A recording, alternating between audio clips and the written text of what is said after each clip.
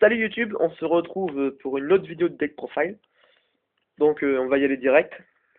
Donc on commence par, donc là vous verrez juste les pieds de Yoda.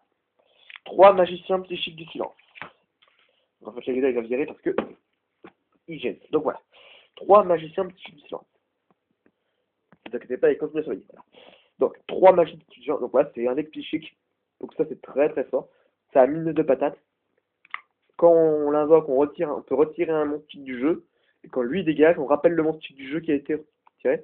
Donc en clair, bah, ça permet d'avoir un monstre quand il est pété, donc c'est très très fort. 1009 en plus, bah c'est pas négligeable, c'est très très fort. Base du deck. Ensuite,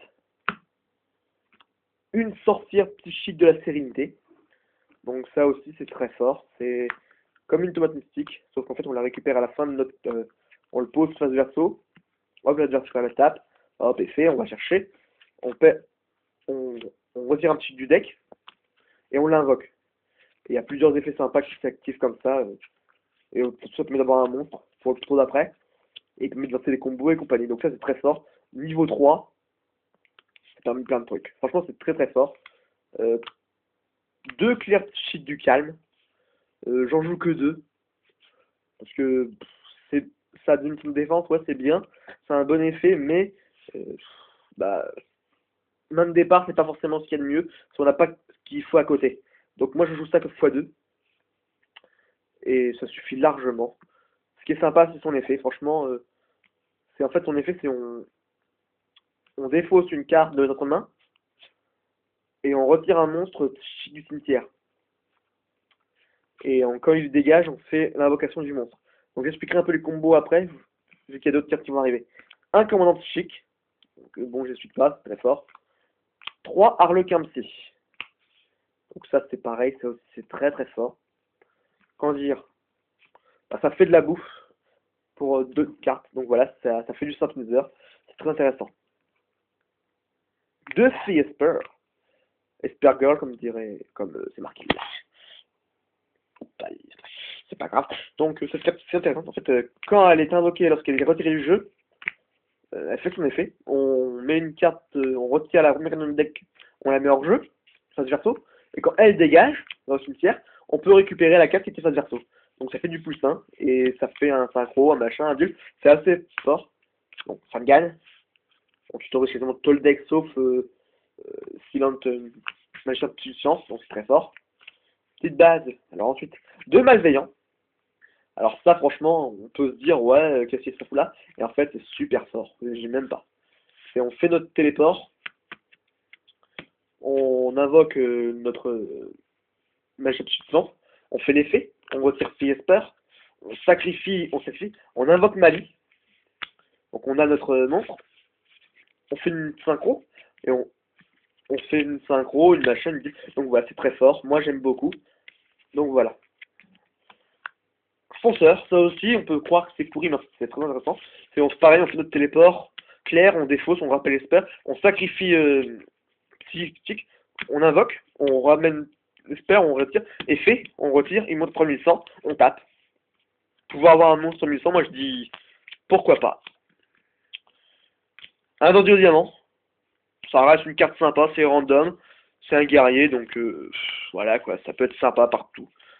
C'est intéressant dans le jeu. Un Gorz, basique. 2 Veilers. Voilà. Un Réo. Pour jouer une carte casse-couille, ça peut être sympa. Un Lanceur Photon, parce que je kiffe cette carte. Elle rentre bien à la compo, comme c'est flexible, c'est intéressant. Et un BLS. Donc là, voilà, c'est basique. Sur les magies, une Destiny Hydro random. Parce que je joue 4 malveillants. 4, excusez-moi, Destiny. Donc c'est un plus, si on l'a pas en bon moment, ça fait carte morte. Donc voilà, je la joue que x1. Dans le deck, je trouve que c'est plus intéressant de jouer x1. Une allure, ça passe tout seul, c'est tranquille. Si on a un créé bon en main qui nous fait chier, on le sent faire, voilà. Ensuite, 2 typhons. Moi je le joue x2 dans ce deck. Le deck est, voilà, 2 typhons. 3 téléporteurs d'urgence. Donc voilà, ça aussi c'est assez basique. Donc maintenant qu'on peut jouer à 3 pour caution privée. Un mind control. Voilà, c'est pour faire de la synchro, machin de jeu. Un peu d'avarice. Violent. Trou noir. Et pour finir, Reborn. Et au niveau des pièges, la brigade, warning, 2 warnings, un solem, un torrent, parce que le deck est quand même pas mal combo, donc ça va arriver très vite. Donc un torrent seulement pour gérer son saleté. Une force miroir, parce que c'est fort. Et un dispositif d'évacuation force obligatoire, parce que ça aussi c'est très fort. Donc on poursuit avec l'extra. Donc un Kalidor, c'est basique. Enfin voilà quoi, ça sort assez vite en plus. Un Lion Naturia. Donc je rajouterai quand je l'aurai un Librarian, mais ça attendra un petit peu. Donc un Lion Naturia, c'est assez basique aussi. Un Gaïa. Le Landoise, ça peut être intéressant aussi. Un Black Rose. Le Dust. Le Scrap Dragon. L'Archidée monumentale, parce que je kiffe cette carte. Donc voilà. Ça c'était pour les synchros. Un Utopie. Un Perle. Un âme de la montagne d'argent. Ça c'est... Comment dire? C'est plus que craqué, c'est au-delà. C'est juste énorme comme carte. C'est... Comme dirait One Wax Kara, c'est Nawak. Voilà. Les Vières. Comme le deck se joue pas mal, se passe pas mal sur le RDP, c'est très intéressant de le jouer. Tempo. C'est pareil, c'est très basique. Zenmain. Et un Gachi. Comme ça, parce que ça... Pourtant, on peut le temps de toucher les bonnes cartes, ça évite d'avoir des cartes mortes. Donc voilà. Au revoir, Yoda. Donc voilà, j'espère que vous aurez aimé la vidéo. Abonnez-vous, likez, commentez, faites-vous plaisir. Donnez-vous du rêve. Et le mot de la fin.